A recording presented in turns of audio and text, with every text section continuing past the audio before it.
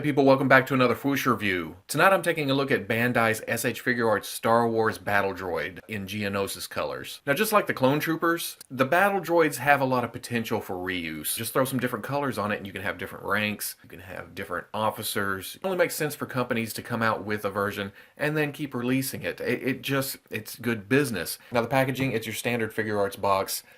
Very compact, very clean.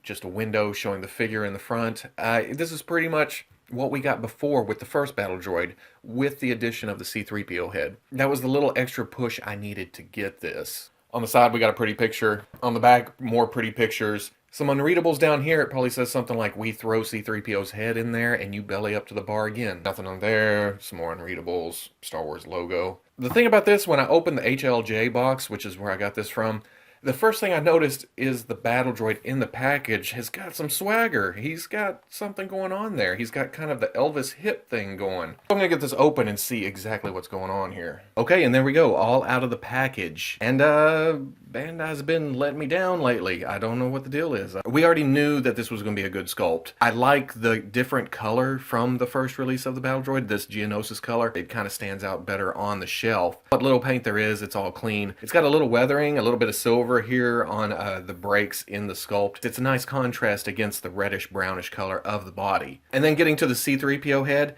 nice sculpt. It gives me hope that they won't take too long to release their C-3PO and R2-D2 really. I mean, based on this head, which is a nice little teaser for them to send out with this figure. It's like, hey, we can make a kick-ass C-3PO. You just gotta wait for it. But getting back to the battle droid, the big problem here, if you remember way long ago whenever I did the in the package look, I said something about his hips. He's got Elvis thing going on. He was crooked to the side. He had some swagger.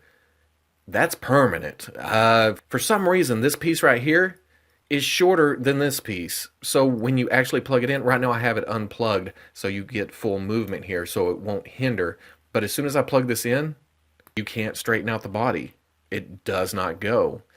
And I took this apart earlier and took a picture, and here's that, and you can clearly see that it's a huge difference. Now, my first battle droids aren't like that. Both sides, same size, same length, same sculpt. I'm trying to figure out how this happened because it would have to be a complete remold. I did give VB a call as soon as I saw this, and he actually ordered 2 of these. So he checked both of his.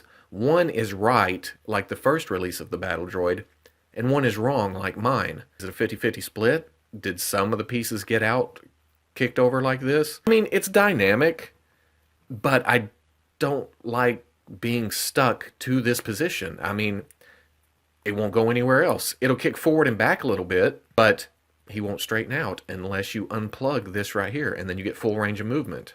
This side doesn't hinder it at all. I don't like that. That's just like on purpose. There's no way this piece could have came out as they sculpted it that way. Another problem I have, which I don't know if it was like this on the first one, it doesn't seem to be, but this this taint part, this piece of armor right here, isn't glued in. It's easy enough to glue in, but when I first got out of the package, this fell off. It fell on the table, and I thought, where the hell did that come from? So it took me a minute to figure out where it was from. So if this falls out, this plugs right back up into the crotch.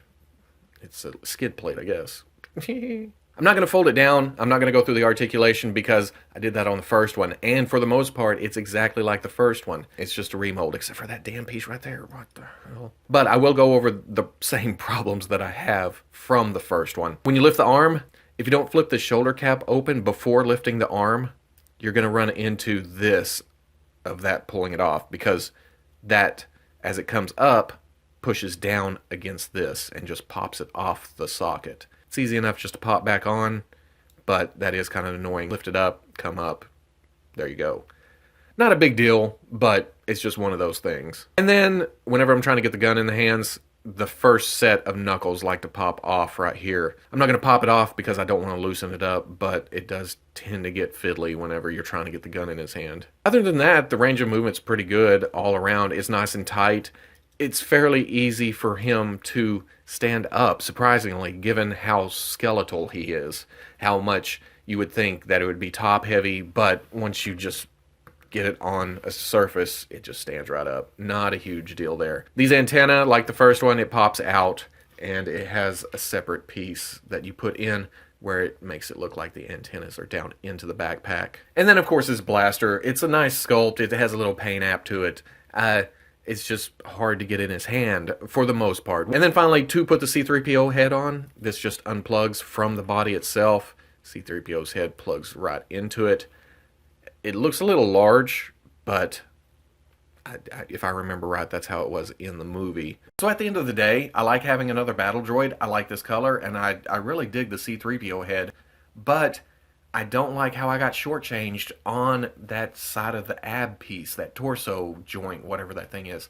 I don't want my figure to be permanently kicked to the left. I want it to be able to move. The limitation that they put on the figure, seemingly on purpose, is kind of annoying, especially after getting Jango, who was kind of loosey-goosey in the torso. 2 in a row that has kind of QC issues, on top of Medicom putting out the amazing Boba Fett Mayfex. Yes, I'm going to keep mentioning him until the end of time, until Mayfex screws up again. It's disheartening, I guess, to get another Figuarts with a QC issue. A blatantly obvious QC issue. Like I've said several times, it had to have been molded that way. It doesn't just come out of the mold and shrink and move and the peg becomes shorter, and it's either from some other toy or they molded it to be this way. It's just freaking me out. And it can't be fixed without getting a new piece. But when it comes down to it, I'll put them in an action pose on the shelf. And if I need it to stand up straight ever, I'll pull that piece and just leave it hanging loose. Because really, unless you know what you're looking for, it's not obvious that that is unpinned.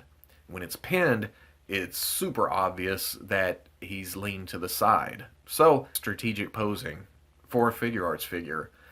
Cats and dogs. The weirdness continues. It's been a weird fall. So if you like the review, comment, like, subscribe, and I'll catch you on the Fwoosh.